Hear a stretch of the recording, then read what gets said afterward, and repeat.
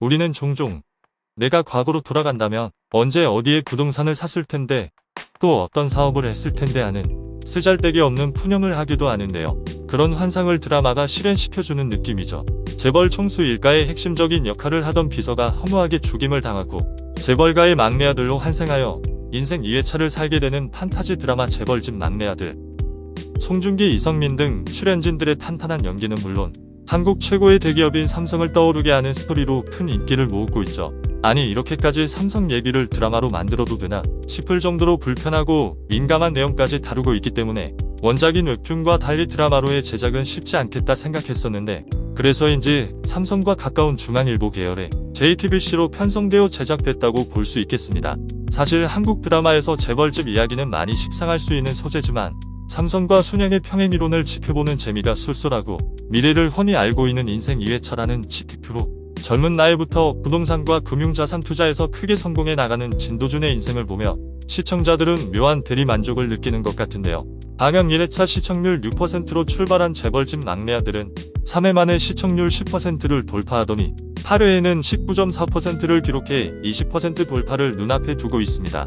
이렇게 탄탄한 스토리와 배우들의 연기력으로 승승장구하고 있는 재벌집 막내 아들이 최근 뜻밖의 논란에 휘말렸다고 하는데요. 현재 이 드라마는 JTBC 채널뿐 아니라 넷플릭스 등 OTT 서비스를 통해 전세계로 송출되고 있는데 이것이 문제의 시초가 되었다고 합니다. OTT 서비스를 통해 이 드라마를 본 튀르키예인들이 드라마 초반의 몇몇 장면을 보고 불쾌감을 표출했다는 것이죠. 참고로 튀르키예는 우리가 원래 알고 있던 터키입니다. 터키는 최근 유엔의 국호 변경을 요구해 공식 승인을 받았으며 지난 2022년 6월부터 우리 정부도 터키의 공식 표기를 튀르키예로 변경했죠. 아무튼 지난 11월 첫 방송된 재벌집 막내 아들 1화에서 극중 윤현우가 순양그룹의 비자금을 회수하기 위해 튀르키예를 방문하는 장면이 나오는데, 안전하게 비자금 회수에 성공한 뒤 택시를 타고 이동하던 윤현우.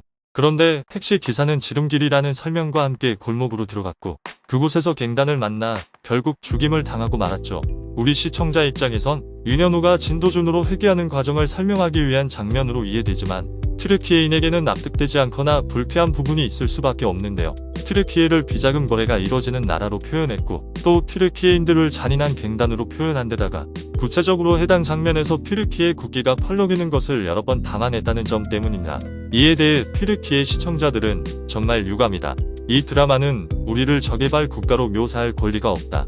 지금까지 많은 한국 드라마를 봐왔는데 재벌집 막내 아들은 튀르키예를 아랍 국가, 테러리스트 국가처럼 표현했다. 정말 불쌍하다. 한국 전쟁 때 참전해 순교한 수많은 터키 사람들의 기억은 사라졌다. 이 드라마 제작에 관련된 모든 사람을 규탄한다. 라는 분노를 표현했다고 하는데요. 우리는 무심코 재미있게 봤던 장면이지만 다른 나라 시청자에게는 이런 불쾌함이 충분히 있을 수 있겠죠. 최근 우리나라 작품이 이런 비슷한 논란에 휘말린 경우는 또 있었습니다. 바로 영화 범죄도시2와 넷플릭스 수리남이 대표적이죠.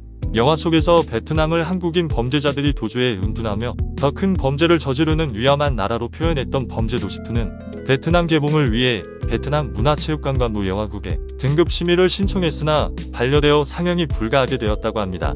또 넷플릭스 수리남에서는 수리남을 마약 범죄가 들끓는 나라, 범죄자와 결탁한 군사, 독재 정권이라는 부정적 이미지를 주었고 실제로 수리남의 알버트 람딘 외무장관은 수리남은 더 이상 마약과 관련된 이미지를 갖고 있지 않다.